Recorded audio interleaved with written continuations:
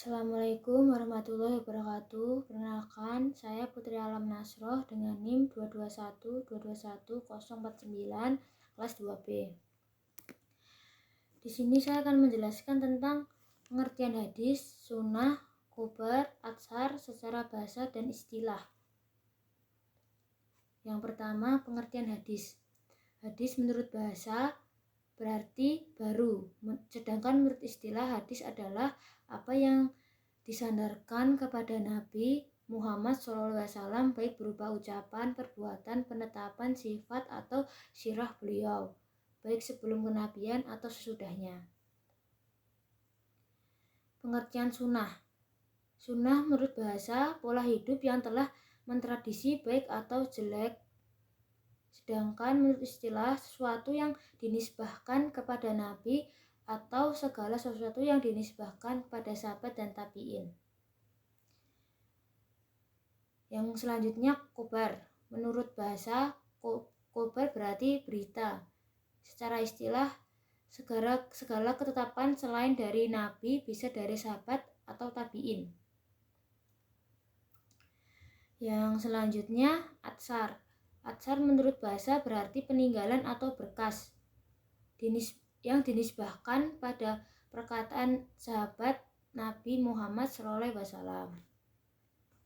Yang kedua, saya akan menjelaskan tentang struktur pembentuk hadis. Yang pertama, sanad. Sanad artinya sandaran atau sesuatu yang dapat dipegang atau dipercaya. Adapun menurut istilah, sanad adalah jalan yang menyampaikan kepada matan hadis atau rangkaian urutan orang-orang yang menjadi sandaran atau jalan yang menghubungkan satu hadis atau sunnah sampai pada Nabi Muhammad SAW. Yang selanjutnya matan. Matan diambil dari bahasa Arab yang artinya punggung jalan atau tanah yang keras dan tinggi. Sedangkan menurut istilah, perkataan yang disebut pada akhir sanad yakni sabda Nabi SAW yang disebutkan sanad. Yang selanjutnya pengertian muharrid.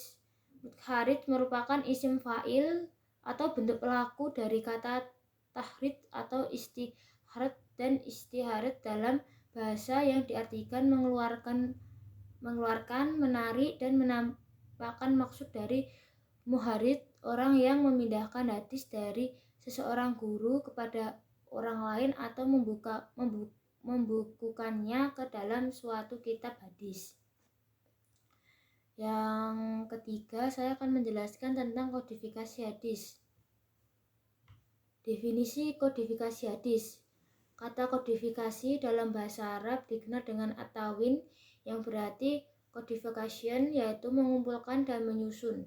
Secara istilah, kodifikasi adalah penulisan dan pembukuan hadis Nabi secara resmi berdasarkan perintah khalifah dengan melibatkan beberapa personel yang ahli dalam masalah ini, bukan yang dilakukan secara perseorangan atau untuk kepentingan pribadi.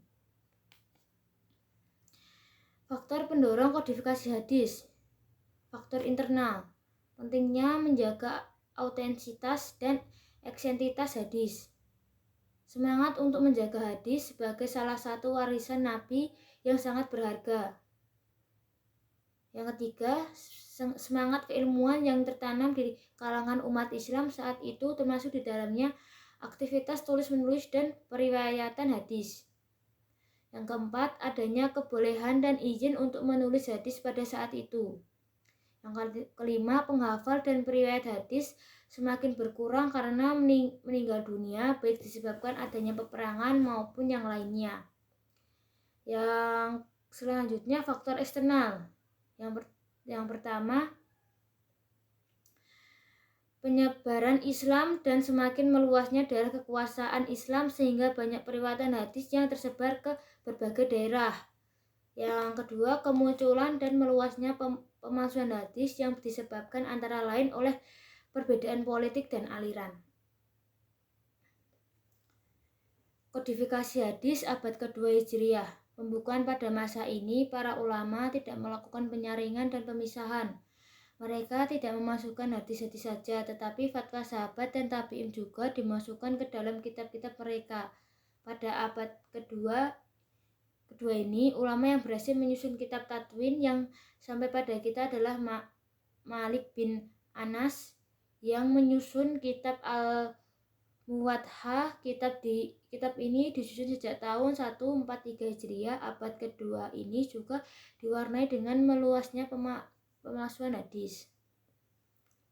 Kodifikasi hadis abad ketiga Hijriah. Pada abad ini merupakan masa penyaringan dan pemisahan antara sabda Rasulullah dan dengan fatwa sahabat dan tabi'in. Masa penyeleksian ini terjadi pada zaman Bani Abbasiyah, yakni masa Al-Ma'um sampai Al-Muqtadir sekitar tahun 201 sampai 300 Hijriah. Pada saat ini pula mulai dibuat kaidah-kaidah dan syarat-syarat untuk menentukan apakah suatu hadis itu sahih atau dhaif.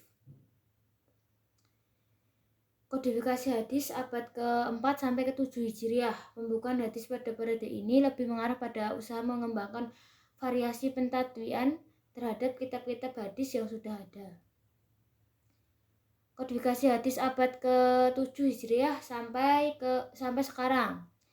Kodifikasi hadis yang dilakukan pada abad ke-7 dilakukan dengan cara menertibkan isi-isi kitab hadis, menyaringnya dan menyusun kitab-kitab tajrid, membuat kitab-kitab jami yang umum.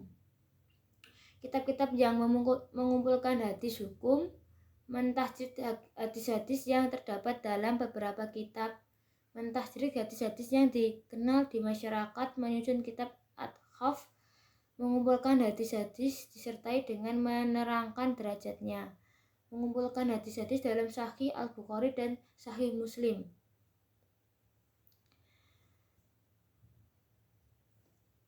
Sekian penjelasan dari saya, kurang lebihnya mohon maaf.